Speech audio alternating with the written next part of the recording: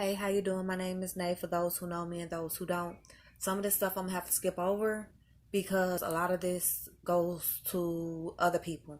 But some of the stuff I'm gonna continue to read on, even though it's related to other people, because it has a message in there for you as well. So I'm gonna go ahead and get started, and I ask that the Lord blesses my tongue as I tell you guys this. This is December 10th, 2017. I'm sitting at my desk talking to Peggy, who's standing looking over my cubicle at me. She says the devil tried to make me a deal. I say the devil tried to make me a deal too, but I said no. She says one of my friends made a deal with the devil, and then she tells me to hold on. She sits at her desk and says, I'll show you the email. I have to print it out. She reaches over my cubicle and hands me the papers. I place them on my desk, side by side, left to right.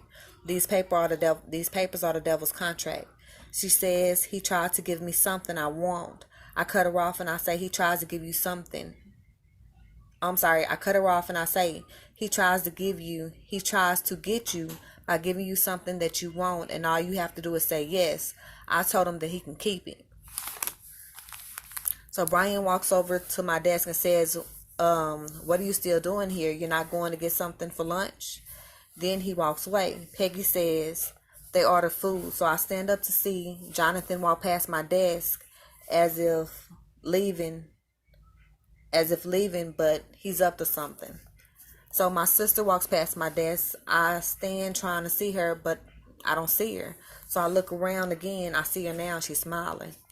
Suddenly I'm at my desk. Suddenly I'm at my desk and I'm looking around. This is not my desk. So I walk out the cubicle to see where I am. I'm close to the end of the row. I think my desk is one up and one away from where I'm seated at now. So it's one seat up. So I go to that desk and it's not mine either. I'm worried, so I walk outside of the cubicle. I look back. The desk now has a table attached to the end of it that stretches out into the walkway. A purse falls under the desk chair. I hear it. I hear it fall as well. So I start to go pick it up, but two ladies walk up to the desk. One of them picks up the purse, so I walk away. I'm now pushing a metal bookshelf or book rack about 5 feet tall that has about 3 to 4 shelves and has little packets of something hanging on the inside of it. So I push the shelf slowly. I'm outside now, and I'm in the open pushing the shelf slowly. I'm in what looks like some apartments, but I'm outside. I see Angela. I call her name Angela. I call her 2 or 3 more times before she hears me and turns around to see me. She's standing in the street at the rear of some cars, getting ready to walk further into the street. She starts to walk towards me. I still have the metal shelf, and I start pushing it towards Angela. I'm going to take it to my desk when I hear a lady call out. So I look back, but I keep pushing the shelf. I'm not sure if she's talking to me. She calls out something again, but I'm not sure what it is. Angela and I stop walking, and a lady walks up and says something, and says, this is my bookshelf, and laugh. I say something to her. Maybe I'm taking it to my desk. I'm not sure, but maybe something close to that. But I give it back to her, and then Angela and I walk away into the street. I see a little red car that crashes into a real car that I'm standing near and walking past. This toy car is in my way. I'm not sure if I put it in a large metal trash can with water already in it, or even I'm not even sure how it even got there. The toy car is moving around like it's caged and it wants out. I walk away talking. I ask, do you know about Peggy's friend making a deal with the devil? She didn't answer. We just kept walking. Again, the same little red car comes over to me. It's in my way, running over my feet. I can't get away from this red car. So I stump the car trying to break it, but it flips over and starts spinning. All broken and crashed, it still works. I know someone is controlling this toy car, but I'm not sure who. I look to my right to see people. 2 people come outside of this apartment complex. They're standing on the second floor. They don't speak, nor do I. I think the car belongs to them. I feel really bad for stomping the red car that stayed in my way. Suddenly, Angela and I are walking down the sidewalk. She walks toward the stairs. She walks toward stairs to what looks like a swimming pool. A few feet ahead of me, I call her, then walk over to her. She doesn't walk up the stairs. She doesn't walk up the stairs. There's a man lying on his back with his hands folded on his chest. He says something to Angela and she speaks back to him. I'm not sure what they said. I look at the sky to see a metal two-part white flying or floating thing drift by. I ask, does anyone see it? Now I'm standing in front of an open portal. It's pitch black inside with a few stars, nothing else. But this world, which is Earth, our world, never changed. This door is open in the middle of our world, which is Earth, out of thin air. This portal was open. I never even seen it open. It was already open on Earth. This gateway. I watched the two-part metal thing inside this portal now, but now it's silver and huge. It looks like a metal trash can. It looks like a metal can at the end. It looks like a metal can, and at the end, a line or a chain is attached to a ball at the other end, and huge. The metal thing is inside the portal or the gateway. It moves from the bottom to the top while still in the dark. In the middle of this world, our world, Earth, is bright and sunny, but in the portal it's dark with only a few stars and this metal thing. It moves to the top of the door. The ball hits the top of the door and gets stuck at the top of the portal, only for a little while, almost as if it's entering Earth, but it does not. It's important, but I'm not sure why. I look at the ground as I hold on to the earth wall, which is no more than a part of the sky. Angela yells out, "Don't fall in." I look back at the portal and then the ground. I'm standing at the edge of our world, Earth, and inches from falling into the portal, another world or another dimension. I move my feet forward. If I move my feet forward, I will fall in. I get dizzy and think I'm going to fall in, and I almost do. So I watch for a while, maybe a few seconds, and walk away. I say something to the people I see about it. I'm not even sure what I said, but I say something to the people about it. They sing and act as if everything was all right, that I'm the one who's going crazy. I realize that they don't know or they didn't see it, so I walk away. Now I'm back at work, but in the cafe area. Most of my family is here except my dad and my children and the children of my family. Other families and people are here too. I hear Angela talking about food, family, or a family day. Then Angela's gone. I look at my family and they're gathering. So I look at my family to see everyone. I sit at the end of the table. Everything seems to be focused on my mom and her boyfriend. I'm not sure why. Everyone's getting ready to leave. My sister leans over and across the table and whispers something to me called Daddy. Then says, "Now give me a kiss." I try to give her a kiss, but I miss. So she says it again, "Give me a kiss." I give her a peck on the lips like a little kid. Now I'm not at the table anymore. I walk past my other sister. She's smiling. She's happy. So I ask, "How did your interview go?" She smiles and says something. I'm not sure what it was. Suddenly, my sister, my niece, and I are walking down the street near a small building to my left, and my sister is having a hard time breathing. My niece runs over to her side trying to lay her on the ground. My sister says something to me while laying on the ground.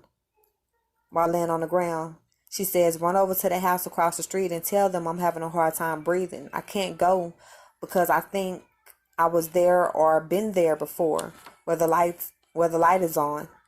So I tell my sister I'm going to go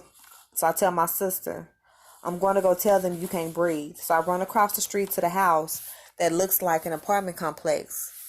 I look upstairs and downstairs while standing in the open. I don't know what to do or where to go, but there's a light on upstairs and downstairs where I am. I stand towards the right and yell hello.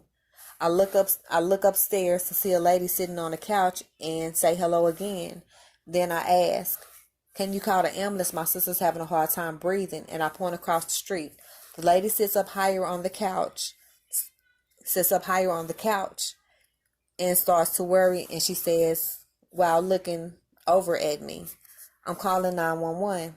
I think I hope she doesn't ask for my address because I hope she doesn't ask for the address because I don't know it." She lets me know that she's talking to 911 and says, "It's not a call for the same person but someone else, right?" I don't reply, so I go back across the street to my sister. I turn around to see a man on a gurney. He looks like an ambulance driver or ambulance person, but I never see the ambulance. I need to get back to my sister, so I keep walking, but my sister and my niece are gone. Suddenly, my other sister is with me, and we're walking to another sister's car. I get in to crank it up. Suddenly, I'm in an apartment complex, and I'm going to a party. My sister's with me, and she wants her car. I leave to go to her car so that she can see her car. I get to the car, open the passenger's door while my sister gets into the driver's seat. She puts the key in the ignition. Now, on my side, someone puts their butt in my face while I'm opening the car door. I say, "Really?" All I see is booty and panties. So my sister and I turn around and go back into the party. We go up the first flight of stairs and start walking up the second flight of stairs. The stairs from the... and start walking up the second flight of stairs. The stairs go from solid stairs to floating stairs. The rails are now gone, and now are ropes on both sides. And they start swaying back and forth. I look down to see the ground below. There's nothing there. There's no bottom, no ground. It's just endless nothing. I feel I need to get off the stairs. There's nothing but empty below. And if I fall, there's nothing but the empty below if I fall. I know I need to get off. I want to get off. I turn to run down the stairs and see my other sister on the second floor. Not on the second floor, not on the stairs. She says something to me and I'm not sure what it is. I say, "I hate heights." So she's talking to someone and she says she hates heights. Then she says to me, "I didn't know you were afraid of heights." I say, "I just don't like heights." So now I'm standing on the second floor next to my sister, looking at the floating stairs and the ropes for rails. The car brakes or snaps and is gone. I look to the third floor to see something like a ribbed cloth swaying back and forth. I try to jump to reach it and pull it, but I only pull the very end before it snaps back. Now, on the third floor, I see my nephew saying something about me either breaking the stairs, the cloth, or me being scared. I see another one of my nephews, he's talking mess to me, and his sister follows his lead. I realize my sister made it to the third floor. Even though I didn't see her go to the third floor, I know for a fact that she's on the third floor with my nephew, my oldest nephew, and his brother and his sister at a party. I'm okay because I know she's fine. I hear a pop or a snap now. Suddenly I'm naked. I turn around. Suddenly I'm naked and I turn, and the people see me. I see a guy go inside his apartment. I see a guy go into his apartment. He was hanging clothes on the rail in front of his door. I see a pair of boxers, basketball shorts, and a large, huge beach towel. I'm not sure why, but I grabbed the large beach towel and put it over the front half of my body, while the nakedness of the back half of my body shone. I head down the stairs as I wrap myself completely up. On my way down the stairs, the guy whose towel this belongs to comes out of his apartment. He sees me with the towel, but he doesn't seem to care. And I don't stop going down the stairs. I keep going. Now I'm in the street fully dressed, and my sister is with me and walking in front of me, and I walk behind her. We're trying to find my sister's car, but we can't. I look at my sister, who's now beside me, and she has a mouth full of stuff. She starts pulling stuff out of her mouth and saying, "I'm always prepared." She pulls keys out of her mouth first and then a long scarf. I look at her and think, How did she get all that stuff in her mouth? I think I need to go back, and I start to think I need to go back to work. But I look to my left across the parking lot. I see my niece getting ready to leave. She's standing outside of her car with the keys in her hands. I say something to her, maybe, are you leaving? She says something back to me as if maybe, yeah, I'm about to go. I look at my sister with a mouthful of stuff, and she says something. She and she says sounding super happy. I found it. I found my keys. I stay prepared. Okay, this one was basically saying that the portal between heaven and another world is open in our world. People are going up for judgment while they're still alive. People are going up for judgment while they're still alive, and the portal is open between heaven and another world. People are not seeing it, or people not paying attention, or whatnot. The stuff with Angela and the toy car, that actually happened, but it was a real car. She got into an accident. I had that dream maybe that Friday, and I told her about it when I got to work that Monday, and she told me that actually happened that Saturday. And I told her, okay, well, I seen it that Saturday. So the other stuff, yeah, the stuff actually happened. So most of the stuff that I've already told you guys about, it's already happened. And if it hasn't already happened, it's coming to pass. So I just want you guys to know that I love you, I love you, I love you. I'm finna get this third one out, and then I'm done for today. 15 a day. At least I'm trying.